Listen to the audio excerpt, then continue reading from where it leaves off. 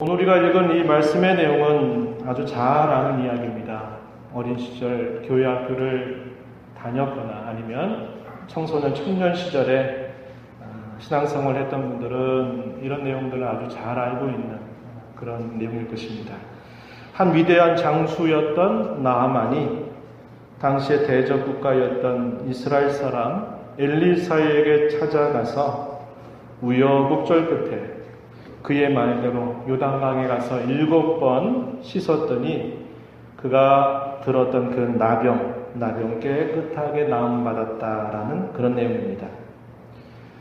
저와 여러분은 엘리사가 어떻게 했으며 나아만이 어떻게 해서 과연 나음 입었는지에 많은 관심을 기울입니다. 그래서 방법에 주의를 많이 기울이게 되죠. 두 사람 사이에 주고받았던 대화를 잘 살펴보면서 치료의 비법이 과연 무엇일까 찾아내고, 또 우리도 그렇게 그런 치료의 비법들을 잘 찾아서 그렇게 잘 한다면 우리도 여전히 큰 기적을 경험할 수 있다라는 그런 식의 이야기들을 우리가 많이 들어왔습니다.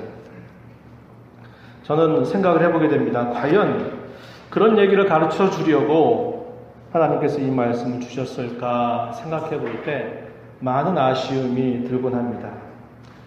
오늘 우리는 이 본문을 살펴보면서 나아만이 치유되었다라는 사실에 주목하기보다는 하나님께서 그들, 특별히 나아만에게 무엇을 깨우쳐 주시는가에 주목하고자 합니다. 또한 그 깨우침에 대한 나아만의 반응이 무엇이었는가를 살펴보면서 하나님을 향하는 저와 여러분의 태도를 점검하고 세워가는 시간이 되기를 바랍니다. 먼저 우리가 생각하는 하나의 주제는 엘리사와 나아만에 관한 이야기입니다. 먼저 우리가 그 나아만의 이야기를 살펴보기 전에 당시에 이 아람 나라와 이스라엘 나라의 관계가 어떠했는가 한 것을 잠깐 짚어보도록 하죠. 아람을 다른 말로는 수리아 혹은 시리아라고 이렇게 부르고 있습니다. 이스라엘 나라로 치면 북쪽에 위치하고 있는 나라였고요. 다윗이 다스렸던 시대에 이 아람 나라는 다윗에게 복종을 해서 이 이스라엘의 조공을 바치곤 했는데, 솔로몬이 다스리고 있던 시대 말기, 이제 솔로몬의 7세 말기에는 이스라엘의 두 대적이 일어납니다. 남쪽에는 에돔이라고 하는 나라가 일어나서 이스라엘 나라를 괴롭히고요. 북쪽에서는 이 아람 나라가 일어나서 이스라엘을 괴롭히기 시작합니다. 처음에는 조공을 바쳤는데 그 조공 바치는 것을 그만두고 자기의 세력이 커지게 되면서 이스라엘 나라를 괴롭히는 대적 노릇을 했다 이 말입니다. 이런 변화는 우리가 단순히 역사적인 사실을 볼 때 아람 나라가 처음에는 세력이 굉장히 약해졌다가 나중에는 세력이 강해지면서 이렇게 되었구나 이렇게 우리가 생각하기 쉬워요. 그런데 성경이 설명하는 방법은 그렇지 않습니다. 어떤 방법으로 이렇게 설명하느냐, 이스라엘 혹은 이스라엘 나라의 왕이 하나님과의 관계가 어떠하냐에 따라서 이러한 세력이 크기도 하고 약화되기도 했다는 것을 보여줍니다.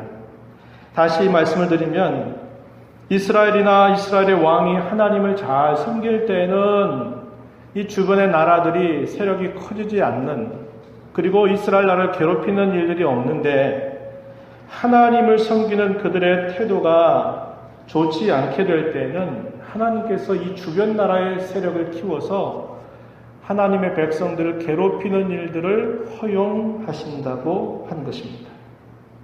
우리가 살폈던 것처럼 다윗은 그의 생애 가운데 하나님 앞에 범한 죄가 있었음에도 불구하고 그는 여전히 하나님만을 바라보는 마음이 있어서는 변함이 없었다. 그렇게 이야기를 했습니다. 하나님을 섬기고 가는 그 걸음이 때때로 자기에게 있었던 범죄 사건이나 자기의 자녀들의 죄악으로 인해서 그 가는 걸음이 조금씩 지연되는 일이 있었어도 그는 그 길만을 오로지 걸어갔다는 것이에요. 그러나 잘 아는 바와 같이 솔로몬 시대 이후로 솔로몬의 경우는 이 이방의 종교를 받아들이는 일이 되게 되면서 이제 가는 길들이 갈림길 앞에 놓이게 되었던 시대였습니다. 그래서 하나님 외에 다른 우상을 섬기는 일들이 들어와서 이스라엘이 참으로 큰 고통을 겪는 일들이 시작되었다고 하는 것입니다. 바로 그렇게 하나님을 어떻게 섬기느냐에 따라서 이 아람 나라가 때로는 이렇게 세력이 약하기도 했고, 그러나 또 하나님을 섬기는 태도가 어떠냐에 따라서 그 세력이 강해지기도 했다라는 것을 보여준다고 하는 겁니다.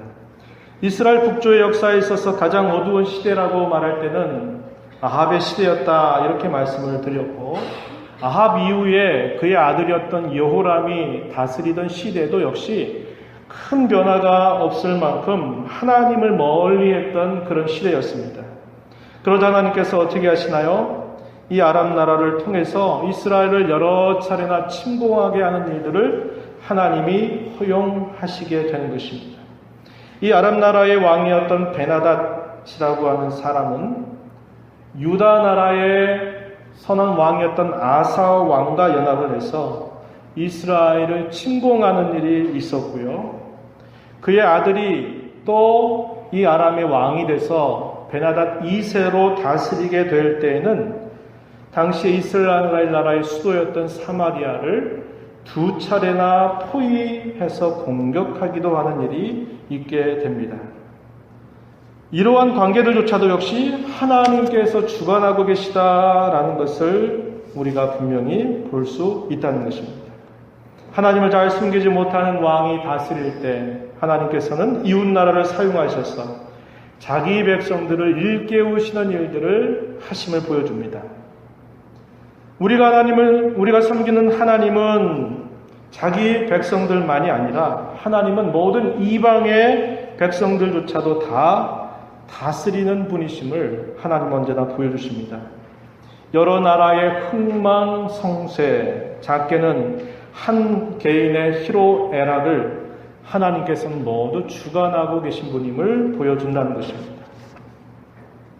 바로 이러한 아람과 이스라엘의 관계 속에서 있었던 하나의 사건을 오늘 우리가 본문 속에서 발견하게 되는데, 이스라엘 나라와 아람 나라가 관계가 좋지 않았지만 이렇게 짧은 기간 동안에 어떤 휴전 상태가 있었던 때, 어느 정도의 평화가 유지되던 때에 있었던 일입니다. 평화가 유지된다 그래서 그것이 서로 아주 좋은 관계였다, 그건 아니에요. 언제든지 전쟁이 일어날 수 있는 그런 관계였다라는 겁니다. 나아만은 이 아람 나라 왕의 군대 장관이었다 이렇게 소개해주고, 그는 아람 나라 왕에게서 아주 크고 존귀한 자일 뿐만 아니라 큰 용사로 인정받았던 인물입니다. 하지만 그에게 있어서 치명적인 하나의 약점, 그것은 그가 나병에 시달렸다고 하는 사실이에요. 한때 이스라엘 나라를 침략하면서 이스라엘 나라의 한 어린 소녀 한 사람을 데리고 와서 자기의 아내를 섬기는 시종으로 삼습니다. 나아만의 이런 질병 때문에 그가 괴로움을 당하는 것을 지켜본 이 이스라엘의 소녀는 이렇게 말합니다. 그가 만약에 사마리아에 있는 하나님의 사람을 만난다면 분명히 낫게 될 것이라고는 말을 건네게 되어, 그 말을 들었던 이 나아만이 그 소식을 듣고서는 그가 움직이기 시작한 것입니다. 이 소식이 아마도 아람 왕에게 알려졌겠죠. 아람 왕이 친서를 써가지고 이스라엘 왕에게 이 친서를 보내면서 상당하게 많은 예물들을 같이 보내서 내 종 이 나아만을 낫게 해달라라고 하는 말을 전달하게 돼요. 그런데 이 친서를 보게 된 당시 여호람 왕, 이스라엘 왕은 큰 근심에 사로잡히게 됩니다. 불가능한 일을 나보고 하라고 하니 이걸 트집을 잡아서 이 아람 나라가 우리를 침공할 것이다 라고 이렇게 생각을 하게 됩니다. 그러한 친서를 받았던 왕은 자기 옷을 찢으면서 그러한 괴로움과 아픔을 표현하게 되고요. 이것을 엘리사가 듣고서는 엘리사가 심부름꾼을 보내가지고 그 아람 나라의 장수를 자기에게로 보내달라라고 말한 것입니다. 마침내 나아만이 많은 예물을 가지고서 그리고 그의 부하들을 데리고서 엘리사를 찾아갑니다. 그러자 엘리사는 직접 나오지도 않고 자기의 심부름꾼을 시켜서 이렇게 말합니다. 저기 요단강에 가서 7번 몸을 씻으면 당신의 병이 나을 것입니다. 라는 말을 전해줍니다. 이에 대해서 나아만이 어떻게 반응하는가요? 열왕기하 5장 11절 12절 말씀 한번 보실까요? 이렇게 말하고 있습니다. 나아만이 노하여 물러가며 이르되 내 생각에는 그가 내게로 나와서서 그의 하나님 여호와의 이름을 부르고 그의 손을 그 부위 위에 흔들어 나병을 고칠까 하였도다. 다메섹강 아바나와 바르발은 이스라엘 모든 강물보다 낫지 아니하냐. 내가 거기서 몸을 씻으면 깨끗하게 되지 아니하랴. 이렇게 말을 하게 됩니다. 그리고는 몸을 돌려서 아주 격분한 마음으로 떠나려고 하는 태도를 갖습니다. 그러자 어떻게 하나요? 그의 부하들이 이렇게 지혜롭게 나아만에게 이야기를 합니다. 13절에 보니까 내 아버지여 선지자가 당신에게 큰 일을 행하라 말하였다면 행하지 아니하였으리까 하물며 당신에게 이르기를 씻어 깨끗하게 하라 함이리까 이렇게 말하는 겁니다. 어려운 일, 아주 큰 일을 하라는 것도 아니고 그냥 가서 몸을 씻으라고 이야기하는 것 왜 못하겠습니까? 왕이 이것 때문에 얼마나 많이 괴롭고 힘든 나날들을 보내고 당신이 이렇게 보내고 있습니까? 라고 말하면서 이 나아만을 설득합니다. 그랬더니 나아만을 그 말을 듣고서 어떻게 하죠? 그래, 이왕 온 김에 한번 해보지 뭐 이렇게 하면서 그 부하들의 말을 듣고 요단강에 가서 7번 그의 몸을 씻게 되니까 놀랍게도 어떤 일이 일어났나요? 그가 깨끗하게 치유를 받았다라는 그런 이야기. 그것이 오늘 우리가 읽은 본문의 앞에 있는 이야기입니다. 우리 이 이야기 너무나 잘 알고 있는 이야기예요. 여기까지는 우리가 아주 익숙하게 아는 이야기입니다. 그런데 저와 여러분이 더 놀라게 되는 것은 치료를 받고 난 다음에 이 나아만의 태도가 변했다는 겁니다. 단순히 치료를 잘 받았으니까 참 고마운 일이다, 참 잘됐다 이렇게 생각하는 정도가 아니었어요. 이제 나음 받았으니 이제 내 나라로 돌아가자라는 정도의 생각을 한 게 아니고 그에게 있어서는 대단히 큰 변화가 일어났어요. 단순히 그가 그 질병으로부터 벗어난 것 정도가 아니라 그의 마음이 큰 변화를 갖게 되었다는 것을 오늘 우리가 읽은 이 본문 속에서 우리는 확인하게 된다는 겁니다. 신앙의 변화입니다. 선명하고 분명하고 단호합니다. 그의 직업이 장군이었기 때문에, 장수였기 때문에 그렇게 그런 태도를 보였다고 보기 어려운 것이에요. 이제 오늘 우리가 지금 생각하고자 하는 이제 두 번째 주제는 뭐냐면 오늘 설교의 제목처럼 나아만이 하나님 앞에 고백하면서 뭐라고 말하냐면 다만 여호와께 드리겠나이다 라는 말을 하게 됩니다. 그 내용을 우리가 좀 살펴보려고 하는 것이에요. 여기에서 우리는 나아만의 태도가 어떠했는가를 살펴볼 수 있고 또한 그와 더불어서 엘리사의 태도를 우리가 또 생각해 볼 수 있고 또 하나는 게하시의 태도를 우리가 생각해 볼 수 있습니다. 먼저 이 나아만의 태도를 한번 생각해 보도록 하죠. 나아만은 처음에 깊은 오해를 했었던 것을 우리가 알게 되고요. 그러나 시간이 지나면서 그가 깨달았다는 것을 우리가 알게 됩니다. 당시의 고대 근동 사회에서 신은 그들의 신이었어요. 그들의 지역을 관할하는 신으로 여겨졌던 것입니다. 그래서 자신들이 섬기는 신 그리고 자신들이 살고 있는 그 지역을 관할하는 신 정도로 신에 대한 개념을 가지고 있었단 말이죠. 아람 사람 이 나아만은 자신들이 섬기는 신이었던 림몬처럼 이스라엘 백성들이 섬기는 여호와라고 하는 신을 생각했습니다. 그래서 자신이 살고 있는 나라는 림몬 신을 섬기는 것이고 이 이스라엘 사람들은 여호와를 섬기는 정도 이렇게 알고 있었던 것입니다. 열왕기하 5장 11절 말씀에서 이런 말을 우리가 조금 전 읽었었죠. 내 생각에는 그가 내게로 나와서서 그의 하나님 여호와의 이름을 부르고 그의 하나님 여호와의 이름을 부른다 라고 말할 때 엘리사가 섬기는 하나님 여호와, 그래서 그가 아는 여호와 하나님에 대한 생각이 굉장히 지역적이고 지역적이고 좁은 정도의 이런 생각을 그가 가지고 있었다는 것을 보여줍니다. 그런데 나아만은 그가 질병으로부터 깨끗함을 입고 난 다음에 그는 하나님을 향해서 어떻게 고백하나요? 나아만은 여호와를 유일한 하나님으로 고백하고 있습니다. 이제부터는 여호와께만 예배하겠다고 그는 결단을 내리고 있습니다. 본문 15절 말씀을 한번 보실까요? 이렇게 말합니다. 내가 이제 이스라엘 외에는 온 천하에 신이 없는 줄을 아나이다. 이렇게 말했어요. 이스라엘 외에는 온 천하에 신이 없는 줄을 안다.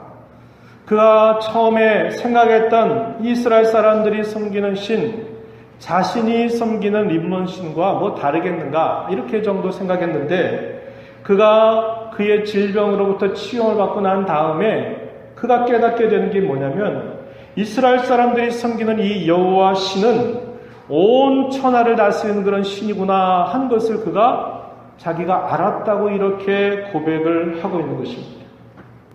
그의 생각이 바뀌어버렸어요. 그의 생각이 바뀌어버렸습니다. 그리고 나서 그는 어떻게 하냐면 감사와 헌신을 표현하는 것입니다. 나아만은 깨달음과 함께 벅찬 가슴으로 감사를 표시합니다. 15절 하반절에서 이렇게 말해요. 청하건대 당신의 종에게서 예물을 받으소서.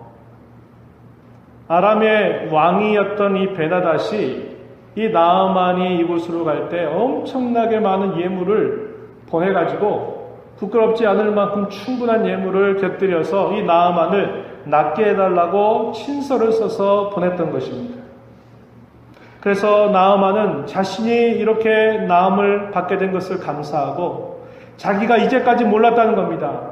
여호와 하나님이 단순히 자기가 섬기는 신들처럼 자신들만의 신이고 자신의 지역을 관할하는 정도의 신이 아니라 이 여호와라고 하는 신은 온 천하에 뛰어나신 그런 신임을 그가 고백하면서 그것을 향해서 감사하면서 예물을 드리려고 하는 태도를 취한 것이죠. 몇 차례나 간곡하게 부탁을 하지만 엘리사가 어떻게 합니까? 나는 맹세코 이것을 결코 받지 않겠다라고 이야기하게 됩니다. 그럼에도 불구하고 이렇게 나아만은 이렇게 고백하는 것이에요. 17절 말씀해 보면 이제부터는 종이 번제물과 다른 이생제사를 여호와 외에 다른 신에게는 드리지 아니하고 다만 여호와께 드리겠나이다. 이렇게 말합니다. 엘리사가 이렇게 하라고 촉구했습니까? 당신이 나음을 받았으니까 이렇게 말하십시오. 따라하십시오. 이렇게 해야 됩니다. 라고 말하지 않았어요. 아무런 이야기 안 했습니다. 그런데 나아만이 요단강에서 씻었으면 그냥 거기서 가면 돼요. 아니면 와서 그냥 고맙다고 하면서 가면 될 것인데 이 요단강에서 사마리아까지 거리가 약 40여 킬로 정도 떨어져 있는 거리입니다. 오늘날은 뭐 차를 타면 금방 가겠지만 옛날에 40km 움직이려고 하면 그게 짧은 거리가 아니거든요. 그럼에도 불구하고 이곳에 찾아와서 엘리사가 말도 안 했는데 나아만이 그가 스스로 이렇게 말하는 거예요. 내가 다시는 다른 신에게 이런 제사를 결코 나는 드리지 않겠다라고 다짐하고 다만 여호와께 드리겠나이다. 이렇게 엘리사에게 말을 한 것입니다. 이런 다짐과 함께 그가 노새 2마리에다가 이스라엘에 있는 이 흙을 좀 2마리 실을 만큼의 흙을 좀 자기에게 달라라고 이렇게 말합니다. 여기에는 그 뜻이 어떤 뜻이 있느냐?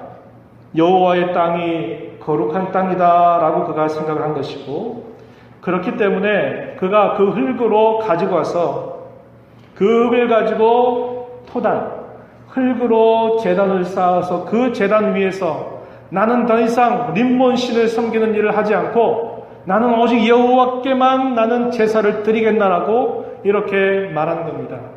토단을 쌓기 위해서, 흙으로 제단을 쌓기 위해서 이스라엘에 있는 이 흙을 좀 가져게 가게 달라고, 허락해 달라고 이렇게 나아만이 이야기를 하는 것입니다. 그러면서 한 가지 청이 있다는 거예요. 그게 뭐냐면 자기는 왕을 섬기는 그런 종이기 때문에 왕실의 행사를 통해서 왕이 자신들이 섬기는 림몬신 앞에 나아가서 굽혀 경배할 때 자기도 그런 일을 하지 않을 수 없다는 겁니다. 이 일에 대해서는 여호와께서 긍휼히 여겨달라고, 불쌍히 여겨달라고 이렇게 나아만이 간청을 하는 것이에요. 그랬더니 이 엘리사가 뭐라고 답변합니까? 그에 대해서는 평안히 가라 이렇게 답변을 해줍니다. 19절에서 그렇게 말해요. 그리고 나서 이제 나아만이 자기의 길을 떠나가는 모습이 본문 속에서 표현되고 있다라는 것입니다. 자, 우리가 또 생각해 보는 거 엘리사의 태도인데요. 이 엘리사는 어떻게 하냐면, 이 엘리사의 모습을 통해서 우리가 좀 궁금해할 수 있는 부분들이 있죠. 어떤 부분입니까? 한 나라의 장수가 왕의 친서를 가지고 찾아왔는데도 엘리사는 자기가 얼굴조차 내밀지 않고 어떻게 해요? 심부름꾼을 보내가지고 전달합니다. 당신은 저기 40여 킬로 떨어져 있는 요단강에 가서 7번 몸을 씻으라는 겁니다. 그러면 깨끗해질 것이라고 이야기하는 거예요. 왜 이렇게 했을까? 이런 생각하고, 또 하나는 나아만이 주는 그 예물들에 대해서 나는 맹세코, 하나님 앞에서 맹세코 이 예물을 받지 않겠다라는 말을 하게 됩니다. 왜 그랬을까? 그것이 우리가 또 생각해 보게 되는 내용인데요. 첫 번째의 경우, 엘리사가 그가 자기가 얼굴도 보지 않고 자기가 있는 곳이 아니라 40여 킬로 떨어져 있는 요단강으로 가게 한 데에는 하나님이 누구이신가를 보여주려고 하는 뜻이 있다는 것을 우리가 생각해 보는 겁니다. 우린 단순히 어떻게 생각합니까? 그의 교만한 마음을 꺾고 그가 순종하는가 안 하는가 그거 보려고 자기의 마음을 낮추고 순종을 하면 낫게 될 것이고 그의 거만한 마음을 떨쳐버리지 못한다면 그 질병으로부터 낫지 못할 것이다. 그래서 우린 대개 이런 정도로 생각하는 거예요. 순종의 의미가 전혀 없다라고 볼 수는 없겠지만 그가 이렇게 말한 데에는 다른 뜻이 있다는 겁니다. 하나님 과연 어떤 분이신가를 그로 하여금 보여주려고 하는 뜻이 있다는 거예요. 아까 말씀드렸듯이 사마리아에서 요단강까지가 40여 킬로 떨어진 거리라고 그랬어요. 나아만이 이렇게 생각했을 것입니다. 자기가 치료를 받으려면 적어도 직접적인 접촉이 있어야 된다. 그게 아니라면 적어도 그 부근에 있어야 된다라고 생각하는 겁니다. 누가 지금 그것을 낫게 한다고 생각해요? 엘리사가 낫게 한다고 생각하는 겁니다. 그런데 엘리사는 그에게 얼굴조차 보이지 않고 너는 가서 저 요단강에 가서 씻으라고 이렇게 말을 한 것이에요. 엘리사는 만나지도 않습니다. 자신의 얼굴을 드러내지도 않음으로써 자기의 존재를 보여주지도 않아요. 어디에서 이 병이 치유를 받은 것입니까? 엘리사가 있는 곁, 아니면 엘리사가 손으로 만져서, 그가 아까 그렇게 말했죠. 당신이 섬기는 여호와의 이름으로 내게 손을 대고 해서 나를 낫게 해야 되지 않겠느냐. 이게 내 생각인데 나에게 어떻게 이렇게 홀대할 수 있느냐. 이렇게 나아만이 화를 냈던 그것을 우리가 생각해 보게 되는데요. 치유가 일어난 것은 엘리사 곁에서 일어난 게 아니라 멀리 떨어져 있는 곳에서 일어난 것입니다. 그는 이 사실을 통해서 그가 가지고 있었던, 나아만이 가지고 있었던 그의 신에 대한 개념을 바꿔버리게 된 거예요.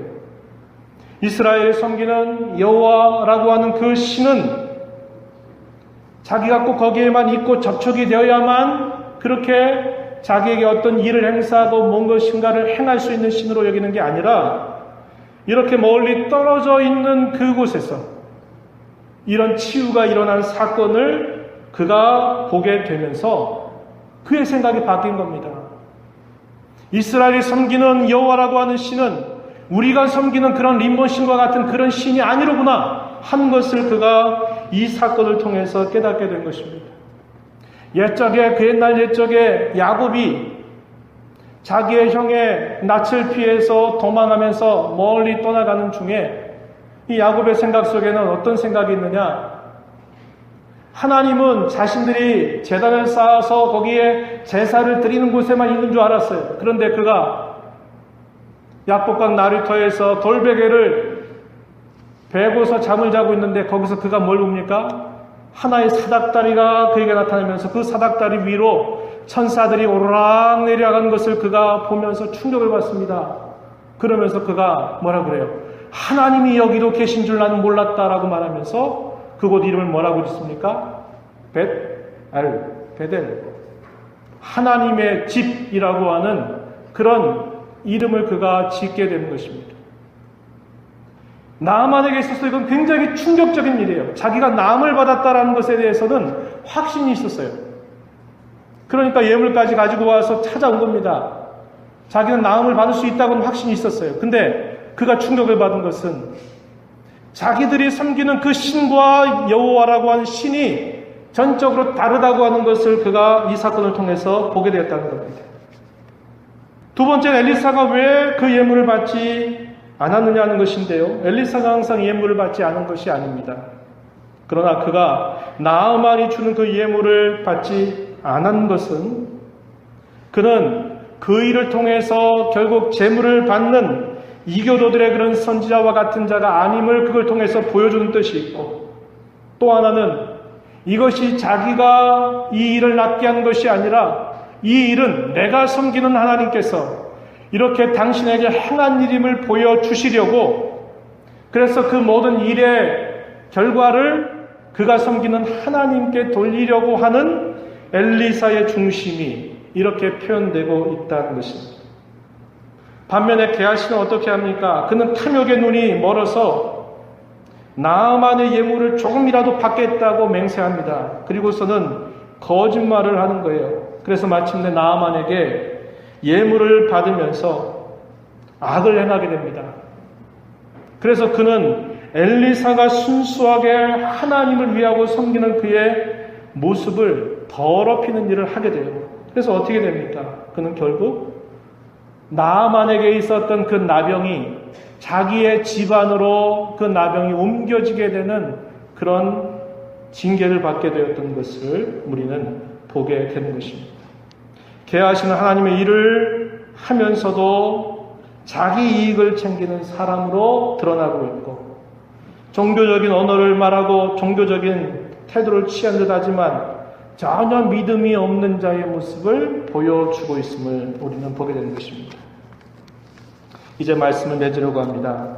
저와 여러분 엘리사와 나아만의 이야기를 통해서 한 가지 깊이 생각해 보아야 할 것이 있습니다. 그것이 뭐냐? 하나님을 섬기는 것입니다.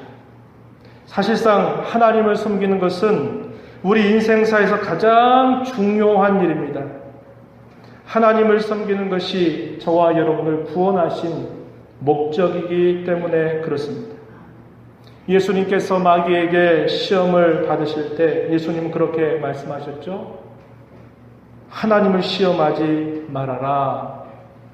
다만 하나님만을 섬기라, 이렇게 말씀하신 바가 있지 않습니까? 그런데 우리는 하나님을 섬기는 것 그 자체를 목적으로 두지 않고 우리 자신을 위한 수단으로 하나님을 생각할 때가 너무나 많다는 것입니다. 여러분, 이것을 기억하십시오. 하나님은 우리 인생과 역사의 무대 중심에 계시다는 사실을 우리는 분명히 알아야 합니다. 성경은 단순히 역사를 소개하고 그 역사 속에서 어떤 인물들을 이야기하지 않습니다. 성경은 결코 사람을 부각시키지도 않아요. 성경의 주인공은 언제나 사람도 아니고 그 어떤 것도 아니라 하나님 자신임을 분명하게 보여주고 있습니다. 때때로 하나님은 직접적으로 하나님이 간섭하시고 개입하시면서 하나님이 그 모든 일들을 주장하시는 분이신 줄을 보여주시기도 하시고, 또 때로는 하나님의 손길을 전혀 나타내 보이시지 않으실 때도 있습니다. 그럼에도 불구하고 여전히 하나님은 우리 역사와 우리 인생에 있어서 언제나 주인공이 되신다고 하는 사실을 언제나 보여주고 있어요. 여러분, 에스더 성경을 읽어보신 적 있죠? 에스더 이야기를 보면 하나님에 관한 표현이 하나도 나타나지 않아요. 그런데 그 이야기의 결말들이나 진행하는 걸 쫙 보면 누가 그 모든 일 속에 일하고 계심을 보여주십니까? 하나님께서 일하고 계심을 아주 선명하게 보여주고 있다라는 것입니다. 이것을 인정하는 것, 하나님이 모든 역사에 있어서 하나님이 주인공이시며 우리의 인생에 있어서 하나님만이 진정한 주인공이라고 하는 사실을 인정하는 것, 이것이 바로 하나님을 섬기는 첫걸음이라고 하는 것을 우리는 기억해야 합니다. 그렇기 때문에 저와 여러분은 하나님을 역사와 인생의 무대에 변두리에 두어서는 안 돼요. 성경을 읽으면서 여러분들이 발견해야 될 것은 하나님께서 어떻게 일하시는가를 발견하고 하나님이 어떠한 그분의 모습을 드러내고 있는가를 발견해서 그분이 누군가를 알아가는 쪽에 집중을 해야지, 나아만 이야기하니까 엘리사와 나아만 이야기해서 그저 7번 씻었더니 나음을 받았다, 우리도 그렇게 순종하면 나음 받는다, 이런 식의 성경 읽기는 안 된다 이 말입니다. 하나님께서 진정한 주인공으로 대접받으실 때 하나님은 영광을 받으십니다. 사도행전 3장에 보게 되면 여러분 그 사건을 기억하죠? 40년 동안 나면서부터 지체장애를 가지고 있었던 사람이 있었어요.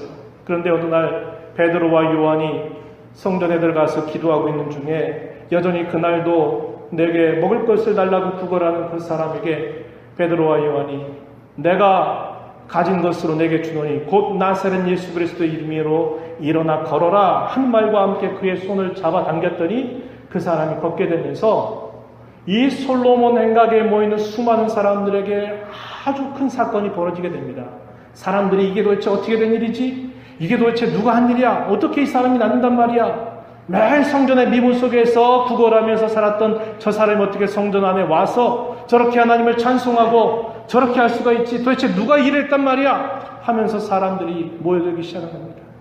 그때 베드로가 일어서서 이렇게 말했어요. 이스라엘 사람들아, 이 일을 왜 놀랍게 여기느냐? 우리 개인의 권능과 경건으로 이 사람을 걷게 한 것처럼 왜 우리를 주목하느냐? 아브라함과 이삭과 야곱의 하나님 곧 우리 조상의 하나님이 그의 종 예수를 영화롭게 하셨느니라. 그 이름을 믿음으로 그 이름이 너희가 보고하는 이 사람을 성하게 하였다라고 말하면서 사람들은 누굴 주목합니까? 베드로와 요한을 주목하는 거예요. 저 사람들이 갑자기 손을 잡아서 일으켰더니 이 사람이 나왔다고 말하면서 사람들은 이 베드로와 요한을 주목해요. 베드로가 말합니다. 여러분, 우리의 경건이나 권능으로 이 사람을 낳게 한 것이 아니에요. 여러분들이 그토록 미워하고 십자가에 못 박아 죽였던 그 나사렛 사람 예수, 그의 부활하신 그의 이름으로 말미암아 이 사람이 성하게 되었고 낫게 된 것입니다. 여러분은 그분을 믿어야 됩니다라고 베드로 사도가 이 사실을 전파한 것을 기억합니다. 하나님을 섬기는 것, 그것은 우리의 구원의 목적이에요. 하나님을 섬겨서 내가 뭐 해보리라 이렇게 하나님을 수단으로 삼는 것은 결코 하나님 우리에게 원하시는 것이 결코 아님을 우리는 알아야 돼요. 하나님 이름 불러서 잘 먹고 잘 살고 잘 누리고 살려고 하는 교묘한 그런 태도를 우리는 다 버려야만 된다고 하는 것입니다. 엘리사가 왜 그렇게 했습니까? 나아만이 그걸 통해서 뭘 깨달았습니까? 하나님만 섬겨야 된다고 하는 것을 깨달았어요. 내가 하나님 외에 다른 신에게 내가 더 이상 나는 제사나 번제를 드리지 않겠다고 이렇게 말하는 것입니다. 당시에 언약 백성이라고 자처했던 이스라엘 백성들은 어떻게 합니까? 하나님을 섬기다면서 여전히 바알을 함께 섬기면서 우왕좌왕하는 그런 그릇된 태도를 그대로 유지하며 살았던 것입니다. 그런데 적국 나라의 장수를 하나님이 그에게 기적을 통해서 그의 입술로 언약 백성은 하지 않는데 이방의 그 장수를 통해서 나는 하나님만 섬기겠다고, 난 더 이상 우리가 섬기는 그 신을 섬기지 않겠다고 이러한 고백을 하겠다는 것은 얼마나 놀라운 그런 일이라고 하는 것입니다. 하나님 어떻게 섬길까요? 하나님은 저와 여러분에게 어떤 대단한 행동을 요구하고 계시지 않습니다. 우리들 하나님 앞에 늘 그렇게 생각해요. 내가 한번 뭔가 좀 큰 일 한번 해야겠다. 이런 생각해요. 그래서 작은 행동 하나하나에 대해서는 별스럽게 생각하지 않아요. 그러나 하나님께서는 이렇게 작게 생각하는 그런 일들에서부터 우리에게 믿음과 순종을 요구하고 계신다는 것을 우리는 꼭 기억해야 합니다. 하나님을 섬기는 자리는 하나님께서 그 자리를 보장하셔서 아무런 문제 없이 하나님만 잘 섬기게 하도록 하나님이 허용하시지 않아요. 하나님을 섬기는 자리는 어떤 자리입니까? 여전히 많은 유혹이 있고 많은 반대가 있고 많은 어려움이 있는 그런 상황 속에서 하나님을 섬기라고 하나님은 우리에게 요구하고 있는 겁니다. 하나님, 내 모든 염려와 근심과 걱정이 다 사라지면 내가 그때 하나님을 잘 섬기겠습니다. 절대로 하나님 그렇게 우리에게 허용하시지 않아요. 지금 있는 이 어려움의 자리, 지금 있는 내 상황, 지금 있는 나의 처지 속에서 하나님은 우리로 하여금 섬기기를 결단하는 것을 원하시는 거지.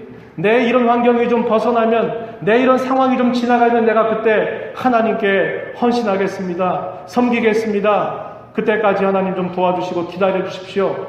하나님 결코 이런 것을 우리에게 용인하지 않아요. 하나님을 섬기는 그 시점과 자리는 지금, 여기, now, here, 바로 여기라고 하는 것을 우리는 기억해야 됩니다. 녹록지 않은 현실 속에서, 쉽지 않은 환경 속에서 하나님 우리에게 결단과 헌신을 요구하고 계심을 우리는 기억하고, 지금부터, 지금 이 자리부터 내가 하나님만을 섬기겠다. 하나님을 섬기는 것이 내 생의 진정한 목적이 돼야지. 그것 외에 다른 것을 꿈꾸거나 다른 것을 바라는 자로 하나님을 섬기지 말아야 한다는 것입니다. 저와 여러분이 이러한 오늘 말씀의 가르침을 통해서 내가 하나님을 어떤 분으로 고백하고 있는지, 내가 하나님을 어떻게 섬겨가야 될지를 다시 한번 마음에 다짐하고 결단하여 순종하는 모두가 되기를 진심으로 바랍니다. 하나님 아버지, 오늘 저희들을 이렇게 또 주의 전으로 인도하셔서 함께 또 말씀을 나누게 해주신 것을 감사합니다. 이방의 적국 나라의 장수 나아만을 통해서 그가 치유함을 받았던 그 치유의 사건보다도 그의 심령의 변화를 일으켜서 그가 하나님만 섬기겠다고, 하나님께만 내가 제사를 드리겠다고 결단하고 다짐하는 그런 놀라운 일을 저희들이 살펴보았습니다.